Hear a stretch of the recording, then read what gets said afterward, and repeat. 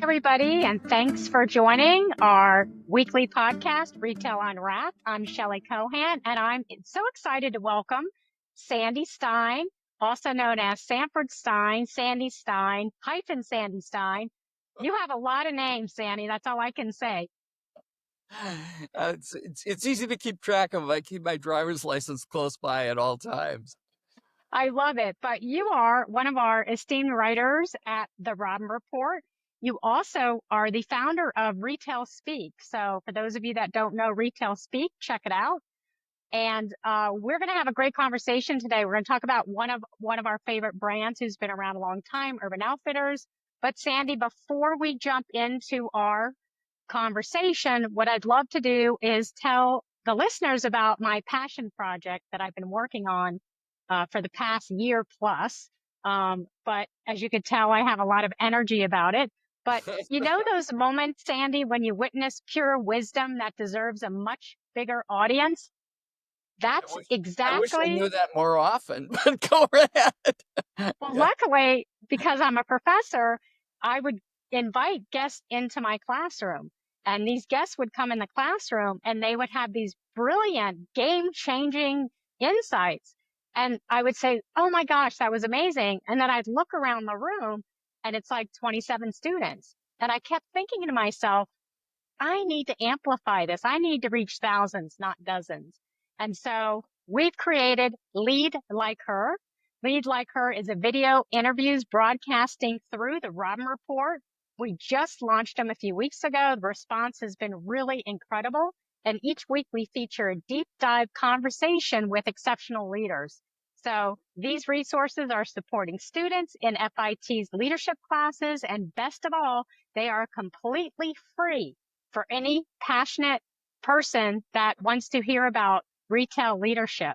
So my other kind of passion goal is to lower educational costs for students and providing greater access to these great stories. So it's all about democratizing wisdom and bringing these powerful stories to everyone who wants to grow as a leader. So don't miss out every Tuesday through May 6th. So I'm anyway. I'm promoting it on Retail Speak. Oh, you are? Thank you so much. Oh, Absolutely. that's great. That's great. We have Amy Eric coming up. She's the CEO and founder of Madison Reed, and she has an amazing story. So anyway, all right. So today, Sandy, we are going to be talking about Urban Outfitters. Just give me a rundown on your quick insights about the company. Well, it's very interesting. I've been watching them for about as long as I've been uh, writing and in retail. And in fact, my first real interest had to surrounded their introduction of Terrain. Which is a not well-known entity, one of their handful of brands, which first launched in the early aughts.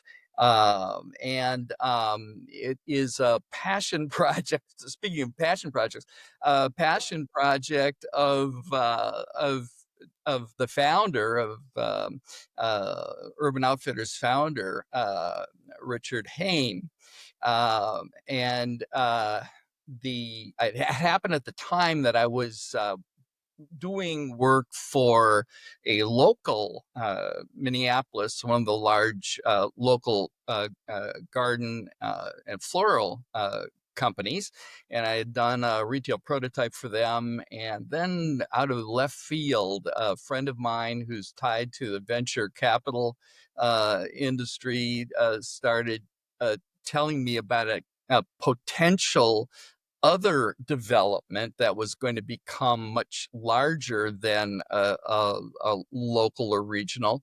That synced up like right at the time of the first store. So I started checking out Terrain and getting up to speed. And lo and behold, I jumped on an airplane, ran out, and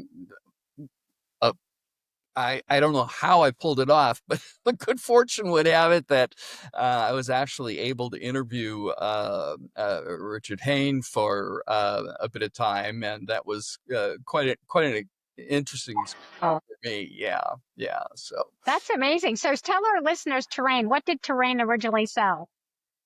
Terrain is in fact still in operation, and it launched in 2008. There are only about 6 stores, but it's a very upscale, immersive garden experience. And they deal with plants like a gallery deals with art or a museum. The didactics, or the fancy name for graphics, are incredibly interesting. It's indoor, it's outdoor, it's very upscale, it's very experiential, it's very much the future of retail. And like everything else, my experience, that Urban Outfitters does, it does that really, really well. And I don't know that there are big plans for more of them. They don't even break out the that particular channel's specific financials, but it's very much worth the trip if you're anywhere near one of the trains. But I think that what piqued my interest recently is actually goes back to an article of our cohort, of our friend and contributor, that was talking about the challenges that Urban was having with the change that was going on. I should give her due. We're talking about Jasmine. Oh, yes. Uh, did an article about 3 years ago on Robin Report, and she talked about the disconnect between the attempts to market around the Gen Ys and into the Gen Zs, or Gen Y are the millennials prior to the pandemic. Were very kind of well defined, and as we morphed into Gen Z, that became a very different target. And Urban Outfitters, and it's always confusing to talk about Urban Outfitters because it's the name of the corporation, and it's also the name of their largest brand. Right. So Urban was losing traction, and as recently as last year, about third or fourth quarter, one of Urban's people on a call, on a for a quarterly Earnings call. earnings call. Uh, You and I, we love to sit on the earnings calls. We yeah, learn so that's right. much. That's right. They made the statement that they have really lost the knack of dealing with Gen Z because of the differences, as we all know, you and I kind of into demographics, and they sometimes complement one another. They sometimes conflict with one another. So that was becoming a problem for Urban Outfitters. In the meantime, their other core brands had been doing very, very well and continue to do very, very well. Free People is doing well. Nuuly is doing incredibly well. And for those that are not familiar with Nuuly, Nuuly is Urban's rental uh, um, channel and stores, or a label, and it has become a huge growth element for Urban. And And it's great because and I think, I know you wrote an article about yeah, this, which is coming out soon, but they're lucky because they came in this rental market after already learning from all the past mistakes of everyone else that actually didn't do it right or didn't do it well or tried it and got out of it. So they hit that market, I think, at the right time. Exactly. And that leads into the kind of the core story of the article around their newest brand, which is being really kind of under the radar. You really can't find out too much about Re-Clectic unless you know about it, you're really looking about it. I think that they are probably thinking it's in beta because unless you search specifically, you wouldn't know that it's out there. And what's interesting about Re-Clectic, aside from the fact that it is really focused on resale, it is the vertical integrated solution to what happens to the Nuuly product when it's no longer Wow. new and cannot be uh, rented again. And so they have enabled not only that product to find new homes, but they are using the newly developed Re-Clectic as an outlet for selling the Nuuly brand and selling the rest of their labels that are either overstocked, damaged, or they want to rid the move them through the channel without having to do a lot of discounting in the core stores to I keep. love that. So they've essentially, and you're going to love this term I use because I don't even know if we use it anymore. They actually became their own jobber, right? Exactly. Exactly. Right? They've created their own kind of way. And I want to go back to something Jasmine said, which I think is true of not just Urban Outfitters, but I don't know if you remember this, but when millennials were coming the bigger purchasing power, I Mm, swear to God, Sandy, we spent like 10 years studying millennials. Like we spent so much time. And then Gen Z's just sort of appear. And the right. same thing's happening with Gen Alpha. Like, I don't think we're spending enough time now understanding Gen Alpha, who, joins the workforce this year and will become a very large purchasing power. So there was a bit of a drop there. So I think that now that they're coming out with, it's interesting, these lines that you're talking about, Yeah. they really are geared toward that young Gen Z and Gen Alpha. This is the type of merchandise they're going to be looking for. Exactly. And I think the other thing that's really interesting about Re-Clectic is that there are 4 stores operating currently, and there's one more in planning that is going to be, I think, Texas, if I'm not mistaken. That is on the radar. Um, these stores are becoming events generated by social media, and the TikTok buzz that is being created by people who are aware of it. The most recent opening of Re-Clectic was in early February, and they had Disney-like queuing through a whole parking lot that had people blocks long waiting to get into this newest store. And I think they knew they had a hot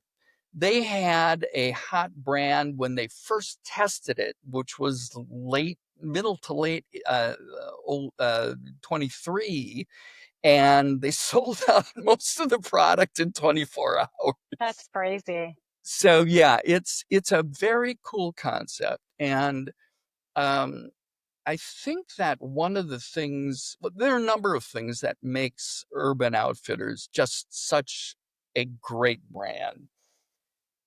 It's it's their founder, who to this day is still very involved. He's a merchant first. He I know. It's so understands important. it is, it absolutely is. He understands merchandising. And just like his passion project, Terrain, he manages growth in a way that's just very, very brilliant. They learn, like you mentioned, um, before they launched Re-Clectic, they watched the pure play rental companies, rise and fall, Yep. and they knew that they had a better way to do that because of their vertical integration, because it was goods that they were controlling, and because they knew that it would be a win-win across all of their brands. The other thing that's really interesting, a number of things that are really interesting about this Re-Clectic concept, while it's very much like a factory outlet store, it's done much better. It is, and then they're not expensive. They don't do a lot of tenant improvement. They go into an existing store, they paint it, they augment the lighting a little bit, maybe, just kind of clean things up. They spend some nice money on signage, but the products are organized in such a way that they have 3 or 4 different color tags that tell the prospective buyer if it's been, if it's new, if it's slightly damaged, if it's, so they have various grades so that because the stores are big and they're chock full of of product, but you're doing that wonderful treasure hunt, but you're doing it with a little better information. Yeah, They and I know where they got their inspiration from. I don't know if you've been to a Rent the Runway store before, like a physical store, I but have not. it, it's very difficult. And to be honest with you, to me it didn't resonate. It didn't translate the experience of the online rent, right?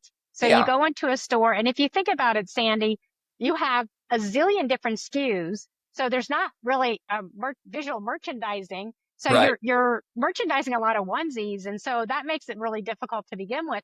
And the other thing that you just mentioned, which drove me nuts when I was shopping the store, is understanding, what's the price, where's this at, is it damaged, is it not? Like, it was so confusing. So it's great that they have tackled that consumer pain point. Yes, and I think that's going to help, deal with the movement of product and informing the customer. It's also very interesting that there are no changing rooms in these stores, and that they tell you right up hand as you walk in, they tell you to wear tight clothes, and they also let you know that all sales are final. So there's nothing coming back. It's a real clean machine. Yeah, Uh, well, they're just setting the expectation. You're not going to be able to try it on, and you're going to have to keep it. So once you come in, you know that, exactly. so it's a very clear expectation. Yeah, yeah. I think it has the potential of becoming, there are 5. Once this Texas store opens, there'll be 5. I could easily see it becoming a 25, 30 store or more. And I think that it is, it is just so much a demonstration of the holistic thinking that exists within that company And the that, pivoting, the yeah, ability to pivot, right? So exactly. when we talk about, so I want to get your opinion on this. So if you think about what Urban's been going through the past, I don't know, 7 years or so, if you Uh-huh. think about these things, they've had some real headwinds. Amazon's digital fashion. They've never been great at digital fashion, but now they're kind of working with Saks and they're getting a little better at fashion. And then you have what I think is a real killer out there, and that's Walmart fashion. You got Denise and Candela. She is lighting it on fire for fashion for Walmart. They hired Brandon Maxwell. I mean, anyone in apparel that does, value fashion, look out. That's a big competitor. But then on Yeah. the other side, urban has these tailwinds. Department stores are trying to figure out right sizing and getting smaller. So they're trying to be a specialty store. And you have uh, social media, which is, I think, a huge tailwind for them right now. They can really play into the whole um, situation with social media. So I think that's going to be a positive for them. So they're kind of pivoting really well right now, right? I think they are, and I think that they manage every aspect of those brands very well. And that said, they also, I mean, retail is, as you know, and I'm sure you tell your students, and you certainly you tell your audiences, it's never been as difficult as it is, and it's never been easy. And certainly the compression that took place with the pandemic and the learning fast, failing fast, the California technology sort of term that Right. that took place among the really good retailers has differentiated them, and there are so many that are still stuck and haven't figured out what to do.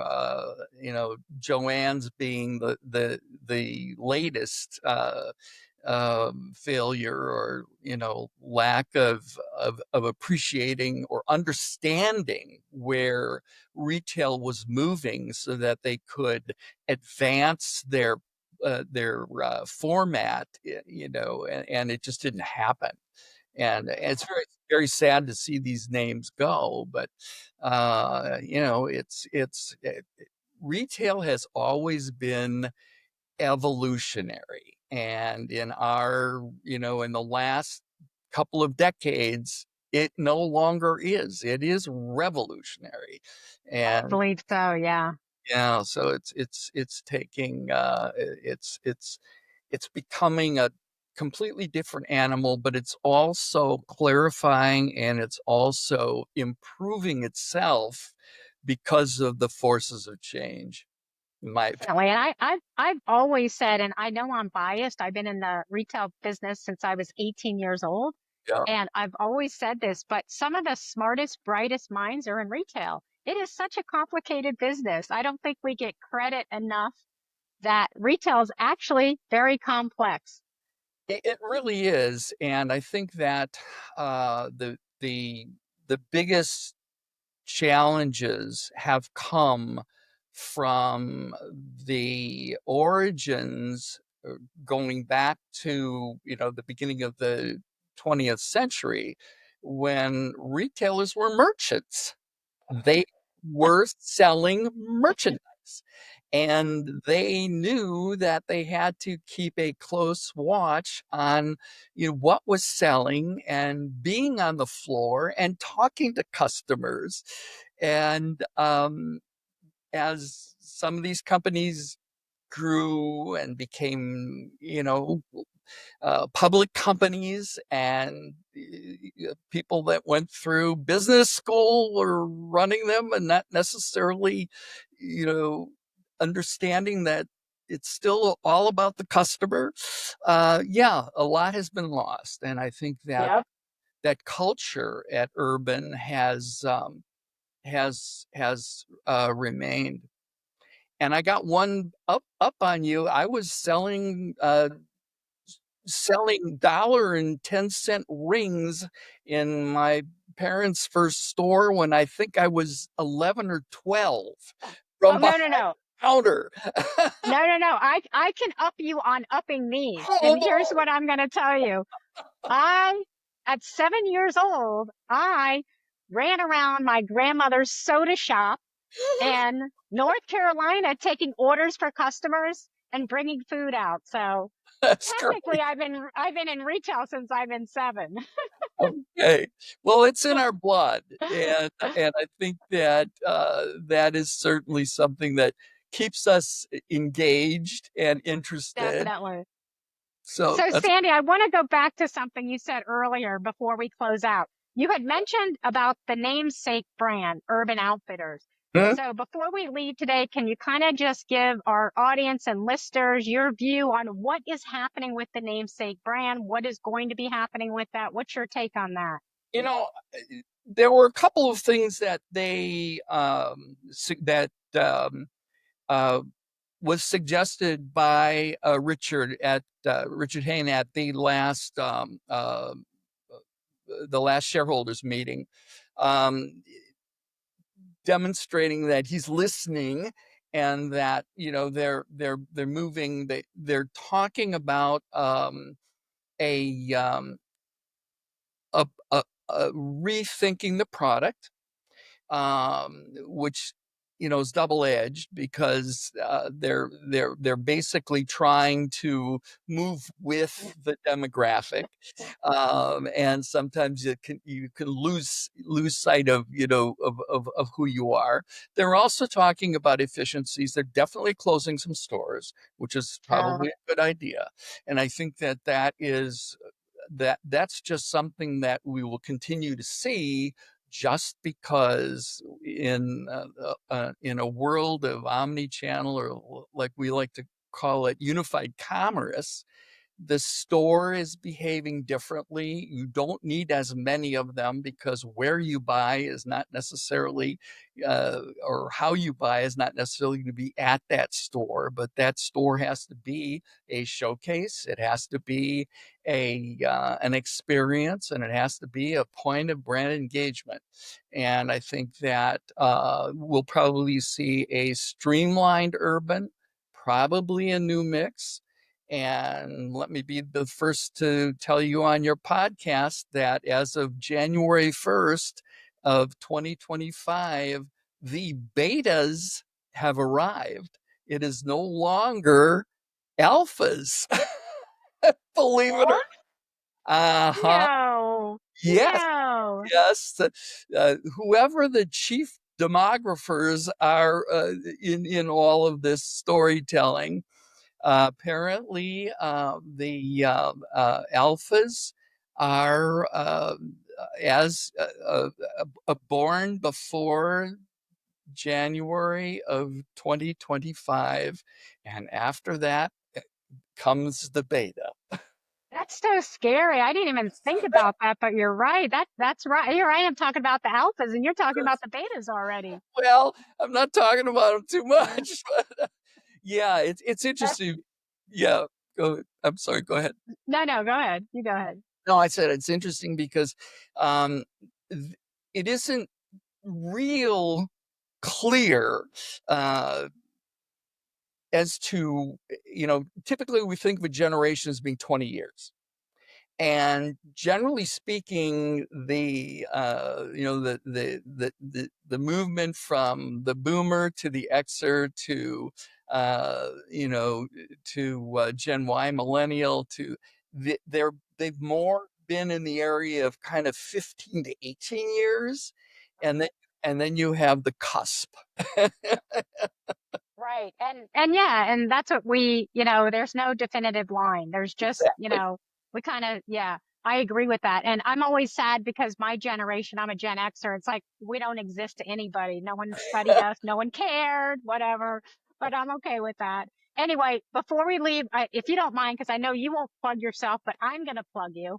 You Okay. wrote a fantastic article and it's coming out in the Rodden Report. And I recommend everyone read the article because it's a great dive into Urban Outfitters and what they're what's happened in the past and present for them. So, Well, thank you. I thanks appreciate again. that very much. Absolutely. And thank our listeners. Please keep listening to us. If you have any feedback for us, you can find us on theroddenreport.com under contact us. Thanks so much. My pleasure.